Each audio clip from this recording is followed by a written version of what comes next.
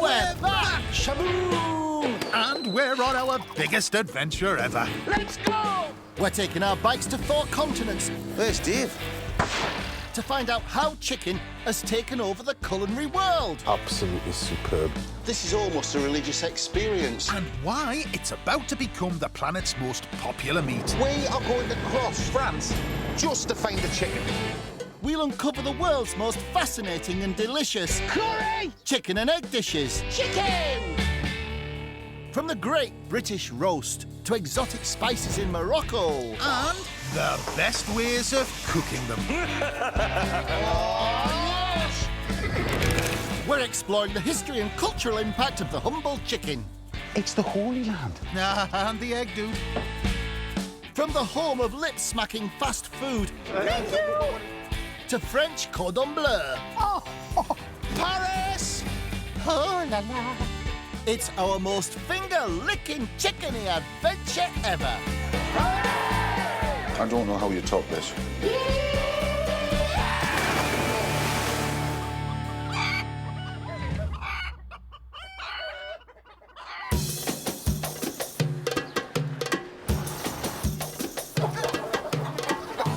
This week's chicken adventure brings us to North Africa. A place we love for its incredible history Exotic spices. and mind-blowing chicken dishes. Dude!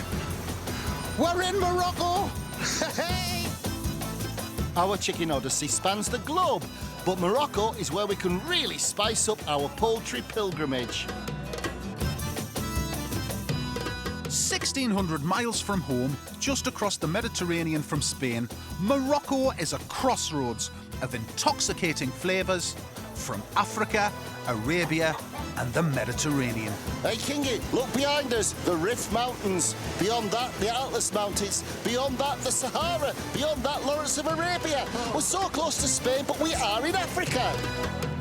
We're here to unravel the culinary secrets of Morocco's favourite meat, the bird that put the Moorish into Moroccan cuisine. The balance is absolutely superb. I was not expecting... No. It doesn't do it like that when you try it, though.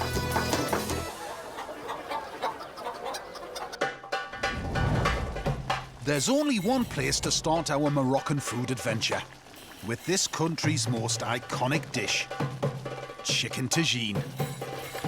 Succulent spiced chicken stewed in an unmistakably Moroccan clay cooking pot. The tagine is so connected with this country, it's practically Morocco on a plate. And we've offered to cook this fantastic feast for the people who've been cooking it for 2,000 years. Morocco's original inhabitants, nomadic tribesmen known as Berbers. Right, where's me turban? That's it. I want to be a Berber. You be a Berber original.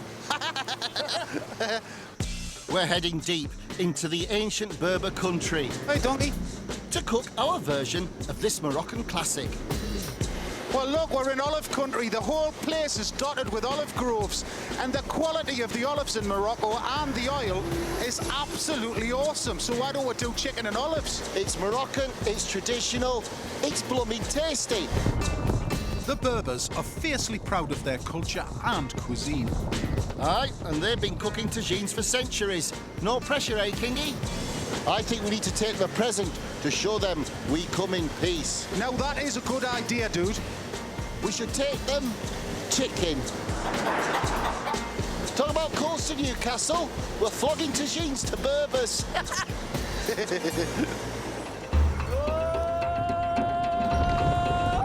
Berbers are expert horsemen, famous for striking terror into their enemies' hearts with their ferocity on the battlefield.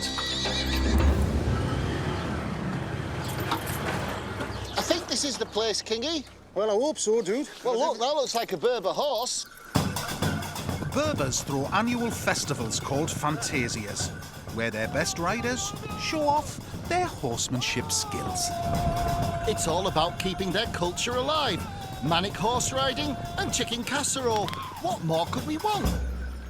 How important to Morocco is the Berber culture, would you say? We have a strong tie to the tradition and culture. Fantasia is a traditional exhibitions. The amazing part is that they have to load the rifles or all the muskets on the horses. No. It's a powder. Really? So they're loading muskets and firing them? Yes. And riding a horse at full tilt as well? Yes, that's it, yeah. That's incredible. That is incredible. And how important are chickens to the Berbers? Chickens are very important to the Berbers because the famous food here with the chickens is tagine. Chicken tagine. Chicken tagine, yes. With the preserved lemons and the green olives. Yes. Traditional. Yeah, it's very traditional. Tasty. This troupe are rehearsing for their Fantasia. And there's nothing like dressing up in traditional costume and galloping across the desert at full pelt to build up an appetite. Well, we can only hope our green olives and lemon chicken tagine dude hits the spot at lunchtime. Which came first, the chicken or the egg? Some folks prefer the breast to the leg. We are in Morocco. We're gonna cook tagine now. Let's go! This is in living the dream, isn't it? Well, we're in a tent. That's a start. With our friendly Berbers. Hello! You see, the thing is, there's nothing wrong with knowing where your meat comes from, and this is definitely a chicken. On account of, you can tell. So what I'm going to do is just take the head off, right, and then we're just going to joint it into 8 pieces. Tagine cooking is all about the slow and low. Making a sumptuously succulent stew thanks to the moisture collecting in the corn and then dripping back down into the food. They don't cost a lot, and trust us, even a tough wild chicken like this one turns into delicious, tender, melt-in-the-mouth meat after an hour in the tagine. Oh, look at that. Pretty soon, this onion's going to be sweating. It's going to be sweating like the French military when the Berbers appeared over the hillside and Bourges started to get into a panic. Now, it's hard to regulate a charcoal brazier, but I'm doing my best. So just let that simmer for approximately 4 days until the onions are gently caramelised. Meanwhile, a quick belly dance. Sugar boom boom. The tagine is quite a rustic dish, so obviously Mr. King's abilities, it won't hinder the dish one little bit. There's nothing wrong with my abilities, they're just the portions are just going to be slightly choked. Thank you very much. So what I'm going to do now is put the garlic in, chopped very finely. Now, the first spice we add is dried ginger. Nice. Some cloves. I'm just going to break these up a little bit. Not too many cloves, because we don't want the tagine to taste like the dentist's. Cinnamon. The sweet spice of Morocco. Just a few grinds of this lovely white pepper will do nicely. Just give that a stir. And just for a moment, let those spices find their way in the world. Oh, look at that. Nice smell. It is, isn't it? Now, we're just going to set these onions aside because Mr. King is going to brown his chicken. Look at that. It's just like a beach full of tourists from Stockport on an 1830s on that beach. Now, saffron. You can soak this saffron in water if you want before you put it in, but we'll just sprinkle it, shall we? Sprinkle. We've got plenty of saffron, and this is good saffron. Make sure it goes on the top of the dish because burnt saffron is awful. It goes incredibly bitter. The onions and the spices are returned to the saffron-encrusted chicken. Beautiful. Beautiful. Looking good, mate. Yep. And then we pour about 300 ml, a good half pint of really good quality chicken stock on the top. Bring that to a gentle simmer, put the lid on, and just let nature take its course. Which is where the genius of the tagine pot design comes into play. The tagine is a constant recycling of flavours. As the steam rises, it condenses on the corn, runs back in, and so it goes round. For an average chicken at home, I would say about 45 minutes, but really, don't be too pedantic. When the chicken's fallen off the bone, it's ready to eat. It's a strange-looking thing, but it doesn't half work. As I said, genius! Don't tell the men with guns, but it might not actually be a Berber invention. The Arabs came from the Middle East to conquer Morocco in the 7th century, bringing Islam with them. Giddy up, lad! And it wasn't just religion they brought. They came with new spices, ginger, nutmeg and cinnamon. Tasty. And it's thought they brought a new way of cooking too. Yep, you've guessed it, the tagine. Tagine! because the lid meant moisture couldn't escape. It was perfect for hot, dry places like North Africa, where water was scarce. I say it's flipping hot. The Berbers went bonkers for it, and the chicken tagine was born. Anyone package?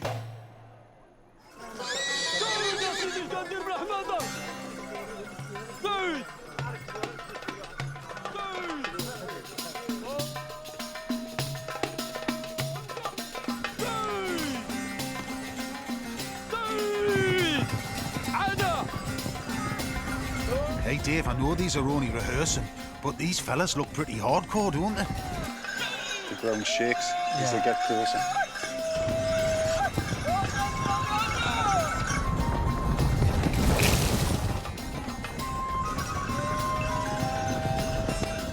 As they come, can you imagine 8,000 of those charging at you? Yeah. The ground is shaking with 5. Yeah. It'd be terrifying.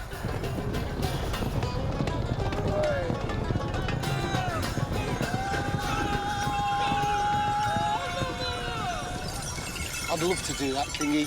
I could do that. I'd face you across the battlefield. Any day, any time, any place, anywhere. Right, let's see who's the pluckiest. I challenge you to a Berber standoff. Let's see who's chicken. I'm going to face you on the battlefield on my horse. At a charge, you will break first. I guarantee it.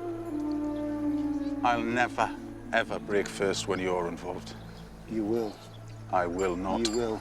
Never. The Berbers may look fierce, but they've never seen two northerners squaring up outside a nightclub.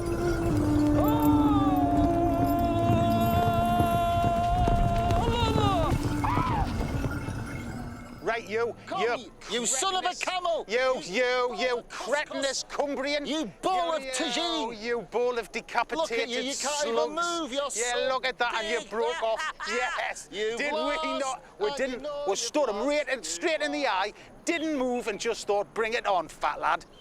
Brilliant. You were brilliant. Didn't even break a sweat, dude. Ha! Call yourself a horseman. I saw more movement in the Rock of Gibraltar. Listen. We were just, me and Shadowfax were there, just letting you break like a wave on a rock. Nah. Anyway, Yeah. the tagine. The tagine has been bubbling away for 45 minutes, and now it's ready for the finishing touches. It wouldn't be a chicken, green olive and lemon tagine without the green olives and the lemon. This is a preserved lemon. It's been preserved in brine, and they're so tasty. They're fabulous. And the beauty of it is, you will never waste a lemon because it's preserved and pickled. Just like my friend here. But thereby hangs another tale. Said that, didn't he? Said that. Well, let's have a look. Oh, wow! Oh, it's bubbling like a good one. Now Slow. look at that. And that chicken's just falling off the bone. And this is kind of the citrus, the high-end flavour. And then you want about 20 green olives. And just leave that to simmer for another 5 minutes. Some parsley and some coriander. I think we've gone quite heavy on the herbs there, mate. Now, just to cut through that green morass, the preserved lemon on top. I suspect this may be stronger than they're used to. Do you know what I mean? But it's a hairy baker's twist, dude. That's what we do. Well, The tagine is as much a part of Berber culture as their stallions and a way of cooking a communal dinner in a single pot. It's as familiar to these guys as roast chicken is to us, so we can only hope it measures up. 1, 2, 3. Push! Dig in, lads. Tagine is traditionally eaten with flatbread, with everyone just diving in. Oh, it's good. Gentlemen, good? Good. Do you think it's better than your wives? Right, let's go, Dave. The chicken is so good, isn't it? Do you know what, Si? It's going down very well. It's a no man's supper, isn't it? Yeah, just the thing at the end of your journey. Good food, good company. You know, we've had a good laugh. Brilliant. Absolutely brilliant. What a day. Now, I may not understand the lingo, Dave, but by the looks on their faces, I reckon we've passed the tagine test, you know. Thank goodness for that, Kingy. I didn't want to end up the wrong end of that stampede. Before the 1970s, chicken was a luxury here, available only to the rich and the royal. But I thought it was the most eaten meat in Morocco. It is now, But back in the day, chicken was a rare bird. It had to travel a long way to get to Morocco. Well, like us. Yes, but not on bikes, you great lummox. They arrived by boat, landing at one of the 2 largest Moroccan ports on the Mediterranean Sea. More specifically by name, the city of Tetouan. Get your lips around that, Kingy. It's not easy, dude. It's not easy. Over the centuries, everyone from the Greeks to the Romans, the Arabs, Ottomans and the Europeans stopped here to trade. It's a culinary intersection for the influences and flavours that make Moroccan cooking so special. It's just a melting pot of yum-yum. While there are supermarkets full of frozen chickens, traditional markets like these are still the way many Moroccans buy their birds. Oh, yeah, this'll do. All right, Here in the shade. let's change our togs and go for a dander. Thank you. And the chickens are sold live, so you're guaranteed the meat's as fresh as a daisy come dinner time. How do you pick? It's not like, you know, it's not like going into a supermarket and going, I'll have that one in a plastic bag, is it? How do you tell? Hinda is a Tetouan local and regularly buys her poultry in this market. Do you have any tips for buying chickens? The right choice, make it the right dish at the end. So everything depends on the right choice that you make at the beginning. There are 2 types of chicken in Morocco. The beldi, which are the colourful free-range birds that have been eaten here for centuries. And the roomy, intensively farmed white birds introduced more recently. The beldi are smaller and have less meat than the roomy, but their free-range flavour means they cost more than 3 times as much. There is a difference between small one and the big ones. Right. Small ones are more delicious, more expensive. For example, here, when you touch it, okay, here, you know, you feel it, it's soft. It won't bite you, don't worry. Oh, yeah, yes. It's soft, you see? So when you cook it, it doesn't take hours and hours. Yeah, and yeah. even in taste, it's really creamy and, you know, so delicious. Here, dude, I think it's the first time I've ever felt up a chicken's thigh. When you choose, the guy who is working here, they take them downstairs in order to kill them in our way. Maybe you know it as halal way. Yes. Halal. They cut the neck. Right. They remove the whole blood from the body. They remove everything that is inside because they Yes. have to clean it. The poultry stalls here are doing a roaring trade. It's hard to imagine a time when the markets weren't full of chicken. Chickens are thought to have been brought to Morocco by traders from the Middle East in the 8th century BC. Hello, we come in peace. Chickens, you want to buy? For thousands of years, they were kept mainly for their eggs. Only the rich and the royal could afford to eat the birds themselves. Most people made do with occasional lamb or goat. What's for dinner? But in the 1970s, there was a poultry revolution. The government introduced modern American-style industrial farming, which made chicken cheaper than traditional meats like lamb, goat and beef. Yeehaw, honey. And in just 40 years, it's become Morocco's most eaten meat, replacing other meats in many traditional dishes. Da da da da da da da. Today, Moroccans eat more than 7 times as much poultry as they did in 1970. But how come chickens work so well with the famous Moroccan flavours?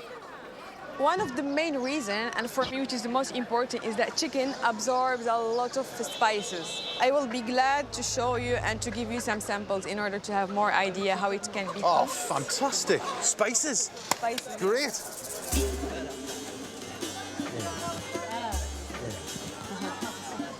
Smell it from here. You can smell it, yeah, from here. Nice. You're welcome. Oh, Great. Big whiffs of cumin. And There's the whole cumin, the ground cumin, black pepper. To us cooks, this is like an artist with his palette. Look at that cinnamon bark. Wow. Wow, no comment. give us a sniff, dude. Nice. Oh, yeah. Just amazing. It is amazing. These fresh spices haven't been frozen or vacuum packed, so it's like a tsunami of aromas. Yeah, dude, did you say tsunami? Oh, I give up. You've got the mixture of the salty and the sweet. Yes. This is very sweet. You've got the almonds. Almonds, yeah, for sure. Salt, you've got the turmeric. Cinnamon sweet. Sweet. And all this is the salt flavour. Ginger sweet. Yeah. But still, you can always mix the sweet and the salty things while cooking salt things, yeah. That's the artistry, isn't it? That's the craft. If you want to know how it will taste with the right way, with the chicken, you can do that. Thank you. Okay, thank you. Hey, it's brilliant, this. It's a culinary journey from heaven, isn't it? Aye. Hinda wants us to meet a type of cook with a unique role in Morocco's food history. The secrets of the finest Moroccan chicken dishes were once only known by the cooks in the king's palaces. But that's all changed, and today they're available to everyone, thanks to a type of cook called a Dada. So what actually is a Dada? Dada is a lady, Yeah. usually an old lady. She's the one who got the right way to make dishes in the right way. Like the one that you find in the King Palace or in the best restaurants in the world. Yeah, she can do the same. So we've got the best ingredients, the best cooks. Yeah. Fantastic. Not a bad day out. No. This charming courtyard is actually a traditional restaurant. Time to meet the head chef. Oh, beautiful place. Yeah. Hello. Hello. Hi. Dave. Hi, Alicia. This is the Dada Aisha, and this is the young Dada Siham. Siham. Sorry. Yeah. Aisha is cooking us a Tetouan chicken dish called sifa medfona. It gets its name from the Moroccan word for hidden, as the chicken is served deliciously disguised by its sauce. Oh, this is great. We'll start by putting olive oil. Do they make safa all over Morocco? Yeah, but originally the first time they made it was here in Tetouan. The first one was made here. It's instinctive food cooking. What I love about Moroccans and spices, none of this, a pinch of that, and a quarter of a teaspoon. Yeah. There's a reason Aisha isn't following a recipe or carefully measuring out her spices. For centuries, Dadas were illiterate slaves kept by the royalty to cook for them. Because they couldn't read or write, they didn't use recipes. Instead, they passed down their knowledge from generation to generation. And they became the gatekeepers of Morocco's finest dishes. Ah, saffron. Saffron, Yeah. black pepper, Yeah, and cinnamon. and cinnamon. of Yeah, course. the cinnamon and ginger help give this dish its sweet meets savoury tang that Moroccan cookery is famed for. You love your sweet savoury, don't you? Always have Absolutely done. love it. Absolutely love it. Oh, look. Chicken absorb a lot of spices. Yes. Yeah, so that's why she must take care of it and put it all over the chicken. Yeah. The chicken is stewed with spiced onions. Hinda, how does Aisha decide on the blend and the mix? قال لك كيفاش قررتي انك كيفاش جاتك الفكره ولا قررتي انك تخلط هذا الشيء كامل؟ This is the way that it should be made. Ah, okay. This is the secret. There is no other answer. Yeah, this is well. Look, there's 500 years have gone into this. Do you know what I mean? It's a bit of a stupid. Even if you question, ask really. her, she won't be able to answer because her grandmothers, they do it the same way. Seems like the Dadas still keep some things close to their chests. Why is chicken so important in this part of the world? هدينا واحد بكري كانوا القضاة والحكام هادشي كياكلوا الدجاج Said that before, the high quality people, they used to eat chicken. It's a sign of pride and that you are rich at that time. At that time. Not everyone was able to eat chicken. أي مناسبة أي فرح ضروري كنقدموا الدجاج. In every celebration, in every wedding, we must put chicken. I can't wait to taste this. I know. Yeah. Let's get it. Let's get it going. Come on. The chicken and spiced onions are cooked in a covered pot for 45 minutes. Perfect. The chicken is served on a bed of couscous, hidden underneath a delicious sauce and garnished with pistachios, almonds and sugar. No, what? Etiquette. We don't understand Moroccan etiquette. Wait and learn. Stop being Mr. Grabby. I wasn't. I'm just hungry. Oh, yes, indeedy.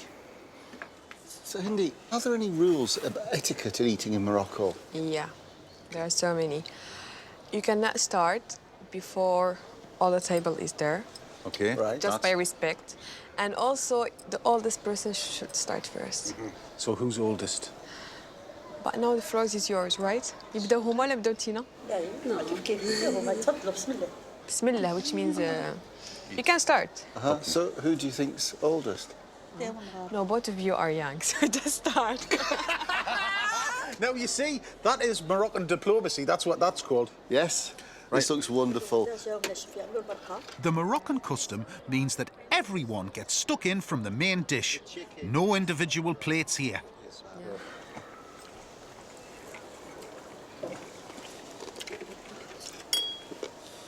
That's gorgeous. That's amazing. The balance is absolutely superb. Do you know, that's the word I was going to use. When you take sweet and savoury, that is perfect. It absolutely is. And the sticky onions. And the salt, though, Dave, as well. There's just a deeply... Oh, this is just amazing. Thanks to Dadas like Aisha, the scrummy combination of chicken and rich spices are now enjoyed by everyone. It's a marriage made in heaven. But what's the secret to this harmonious relationship? Put your science hat on, fella, because the answer lies in the anatomy of our feathery friends. Chicken is a lean meat. I'm so slim. And as a result absorbs flavours well, so it loves spice. I love you. Traditional Moroccan meats like lamb and goat are fatty. Oh, you call him fat? Consequently, the flavours don't penetrate the meat as quickly or easily. Oh, shame.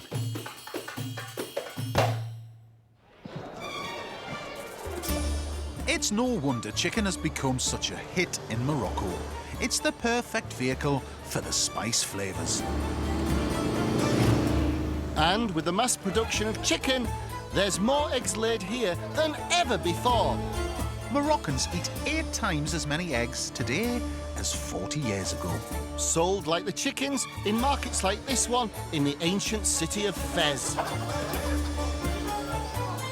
This place used to be the capital city of Morocco when the Arabs ruled the roost here. Inside is the Medina, the world's largest medieval market. Wow, look at that, dude. Look at that Medina. It's awesome. It's massive, isn't it?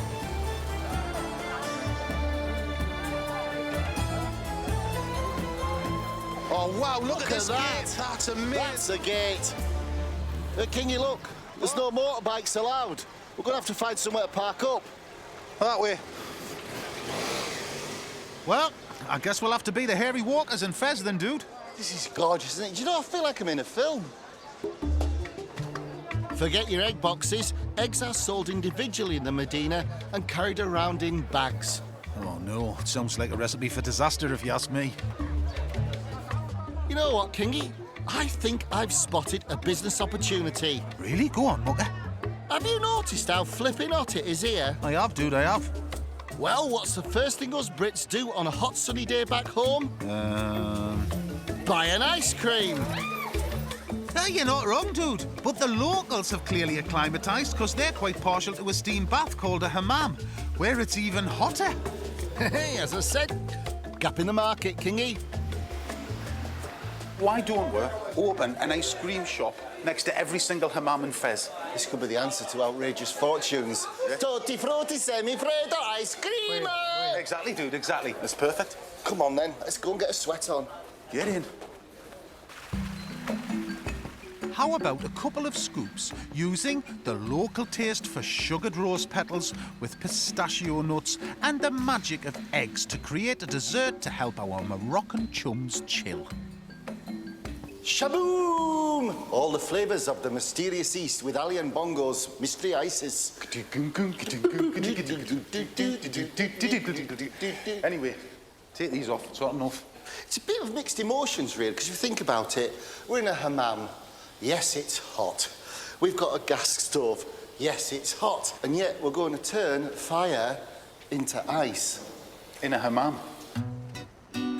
Now, you can make ice cream with a machine at home, but that's just boring. We're going to do it the old-fashioned way, which, believe it or not, starts with cooking.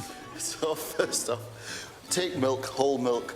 There ain't nothing diet about this. No. But I'll tell you what, the weight we're going to lose in here, bring that to temperature. Shboom.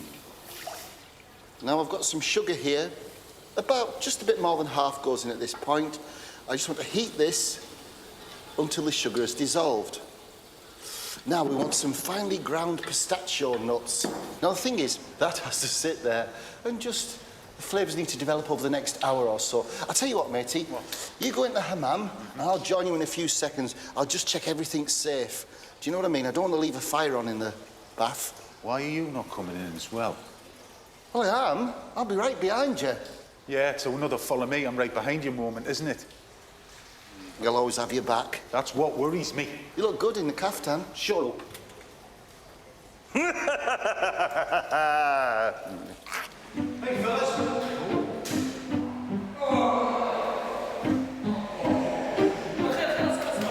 Traditional Moroccan Hamman massage is renowned for keeping your joints supple. Looks more like a wrestling match to me. Just stretch, and relax. And relax. Look at your face, man. That looks like it hurt. What's he doing? What do I do? I just lie flat now, do I? Put the towel on your face and relax. And just forget about everything. Forget about everything.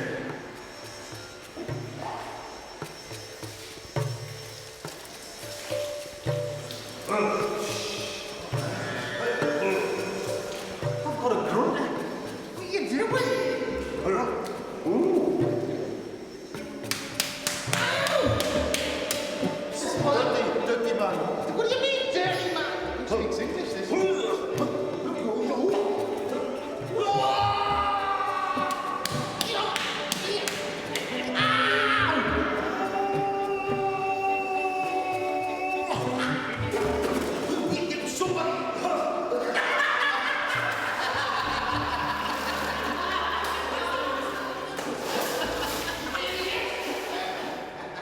That feels great to me. Get out!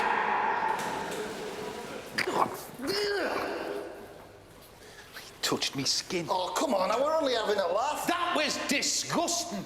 That's going to live with me for the rest of my life, that now. Your skin touching my skin and our bellies meeting in a cornucopia of belliness.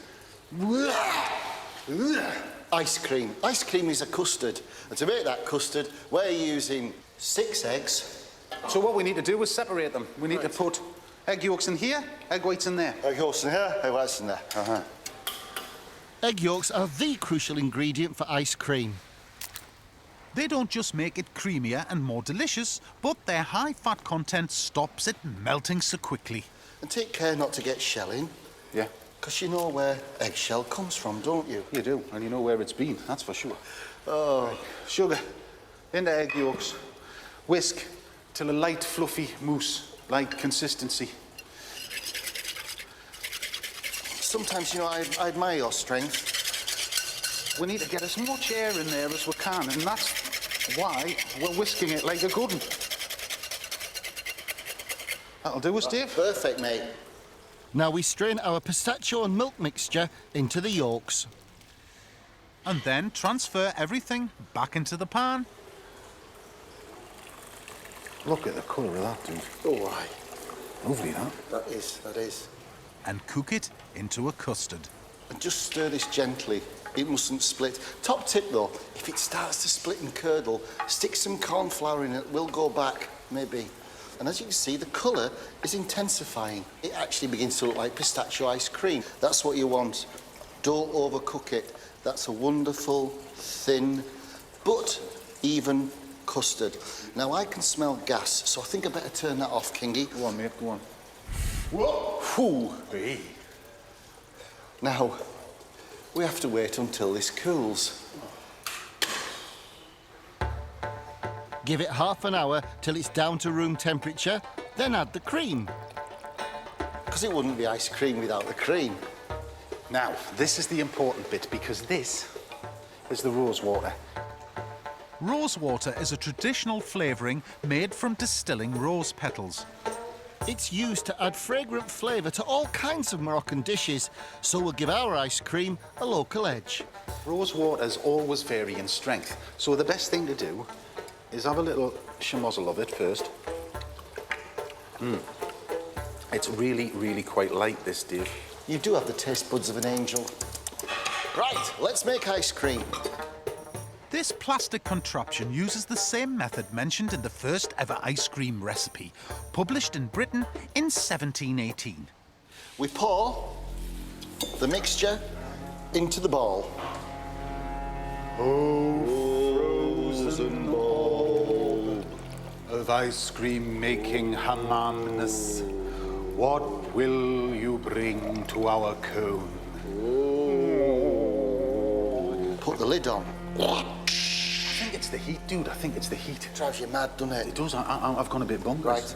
Check that it's on. Invert. Oh, boom. Now in here, pack it with ice. Oh, that ice feels lovely. Oh, Kingy, I could just put myself in it. I don't know if it'll be cold. Salt. Something kind of magically happens between the salt and the ice that speeds down the freezing process.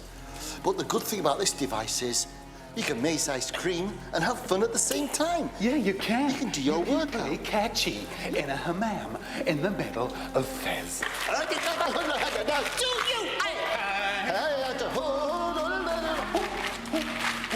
Whoa! Fun with the boys. Keep this up for 15 minutes and you may well lose enough calories to enjoy the ice cream. That's ready. Oh, let's have a look. Go on, mate. It's ice cream. It is. Come on, Kingy. Right. Look at that. You see, you can make ice cream in a hammam. Sugared rose petals add to the local fragrance. The crushed pistachios and a drizzle of pistachio puree finishes off the coolest dessert in town. All I can say is, you want that, don't you? You do, don't you? You do. And if you're as hot as us, you'd want it even more. I can't wait to try it out on our perspiring pals in the steam room.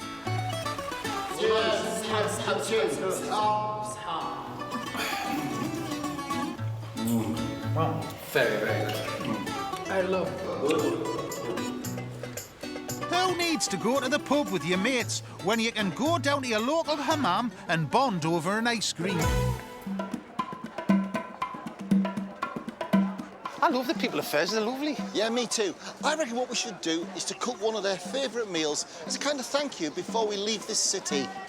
You know what? That's not a bad idea, you know, mate. The time has come, Kingy, to throw our own party, hairy bikers style.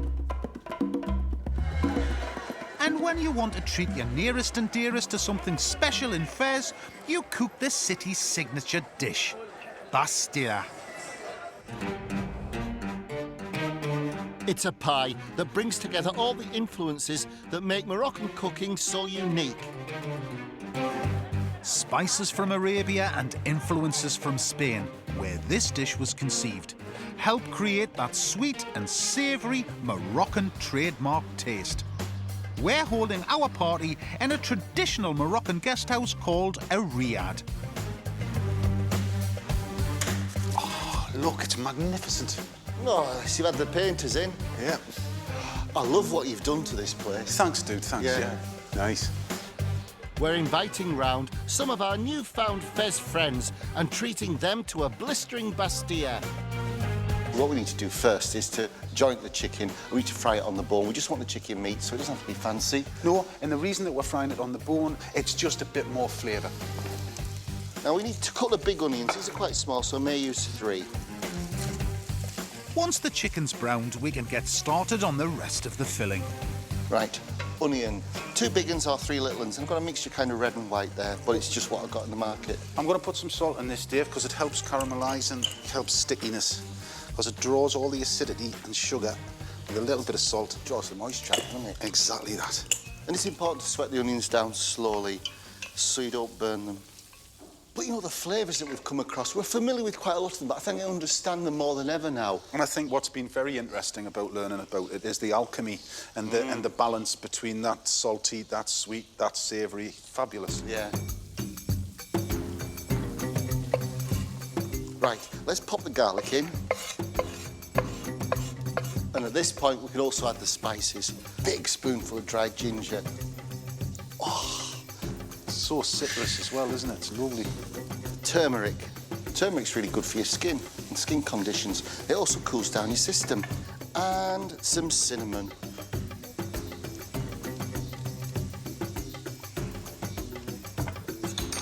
And the saffron. A pinch of. And just crumble it up. More. Steady, more. steady. Oh, I love saffron. Keith Floyd loves saffron. Yeah, well, Keith is always right. Get away with it. Right. And just cook that off for a couple of minutes and you'll start to smell those wonderful spices. They're so fresh here, aren't they? Oh, aye. With the onions sweated down and beginning to caramelise, back in goes the chicken. Alakazam!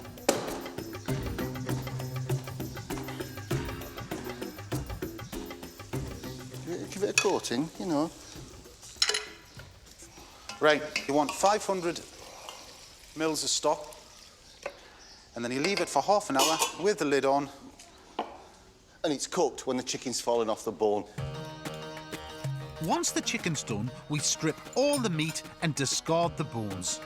But the spicy onions and chicken are only half the story of the Bastia's filling. Whisk 3 eggs and add to the onions and the stock the chicken has been cooking in. And here we go. And it's just going to be like the most silly scrambled, sloppy scrambled eggs you've ever seen. But that's what you want. This dish truly is where chicken meets egg. Now to this, I'm putting in about 75 grams. It can either be chopped pistachio nuts or almonds. Now here it would be almonds, but you know, a bit of controversial here. I'm going to pop in my pistachios, basically because we had a load left over from the ice cream. So already we've got sweet and savoury building up here, but I haven't finished yet. Some chopped dates add to the sweetness. And now for my top end notes, a good teaspoon of orange zest. Zest's brilliant. Lemon, orange, it contains all the essential oils. Don't go too far. Don't grind the pith into the dish, the yellow bit, or it'll be sour. Oh. Right, so we sling the chicken in. Can I have a bit? Yeah. Lush, innit? Yeah.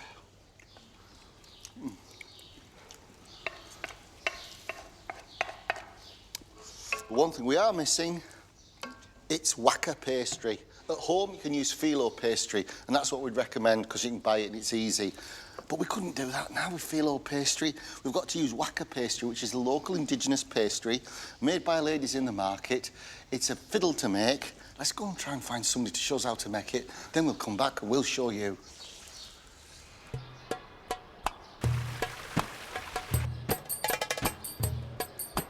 Look at this roof, dude. The ancient Medina of Fez. How beautiful. God. Waka pastry is unique to Morocco. It's one of the thinnest in the world, even thinner than phyllo pastry. The ingredients are simple: flour, oil and water, and it's made on a simple heated metal plate. Do you get burnt hands? Yeah. Gosh, that looks like a piece of cake, Kingy. All you do is, you see, they call it waka pastry because the trick is you just whack it on.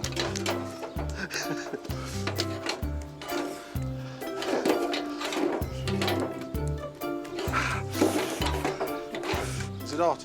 No, it's fine.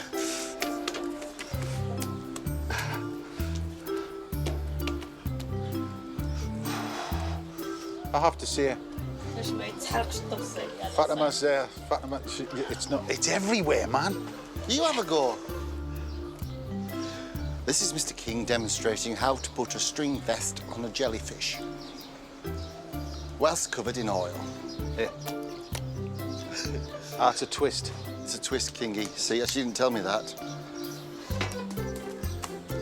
Oh. Oh. No, it's not right. You're dabbing it.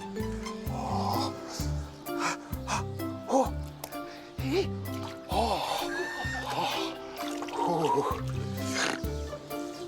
It's too thick. Oh. Oh. Ooh. Yeah. Wah. Ha. Ooh. Yeah. Oh. Mine made the tray. Hey. Yes, those sympathy boat. I'm not gloating. No. No. I tell you what, if I did that another 433,000 times, I'd be mint. I think we have what we need for our pastilla. We have some of the most wonderful handmade pastry, but some things are best left to the professionals. It doesn't do it like that when you try it, though. That's the thing. It looks easy at home, but it's not. It's not. Armed with our whacker, we layer up 4 sheets of the pastry, each with a brushing of egg yolk. Then in goes the chicken filling. There we are. One filled pastilla. Now what we do is we begin to roll it up. So we take the whacker and fold it in. So we don't want holes in this one. Look at that. Just whack your whacker on and tuck it underneath, like so. All you have to do is to pop that into a preheated oven, 180 degrees Celsius for a fan oven, for about 30 minutes until heated through and golden. Beautiful. To the kitchen. The bastia bakes for 30 minutes, and it wouldn't be Moroccan without a sweet touch to match its savoury tang. On go delicious local almonds, cinnamon and sugar. I think we've got here with this one, it's chicken, it's egg, and it's kind of, it couldn't be any more kind of representative of Morocco, you know, than anything else. And the final flourish? Beautiful. Grated orange zest. The result is a thing of Moroccan beauty, a painstaking dish to prepare, but one fit for a fiesta. Shall we? After you, dear heart. To the guests.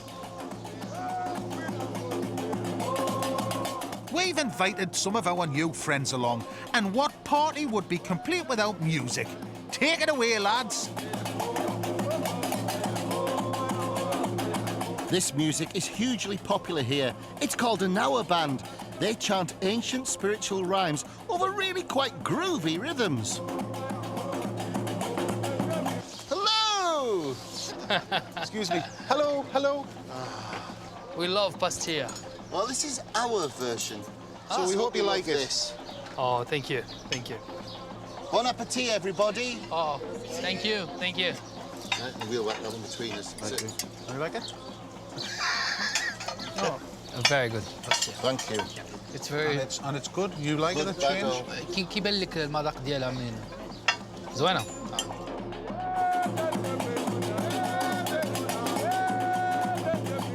I think that went down quite well, don't you? It did, it did. But do you know what it is? It's tradition here, real old-fashioned values. And that, for me, is the thing. It's that blend of cultures where the people meet, the food meets, and over 500 years, there's magic on a plate. Absolutely. And that is alchemy. Aye. You dancing, dude? You asking, handsome? Well, I am. Be rude not to, wouldn't it?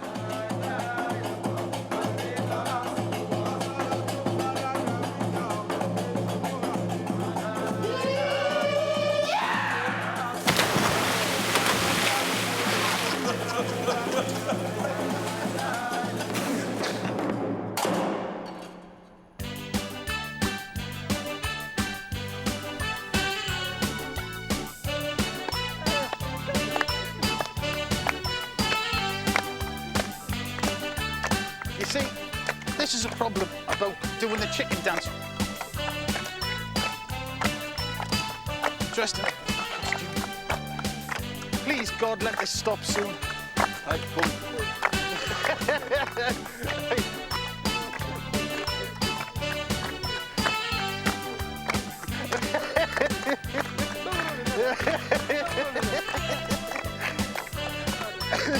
Oh, look, he's off.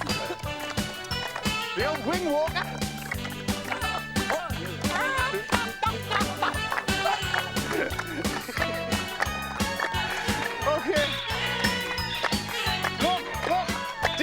The donkey's joining in. Well done, mate. Thank you. Thank you.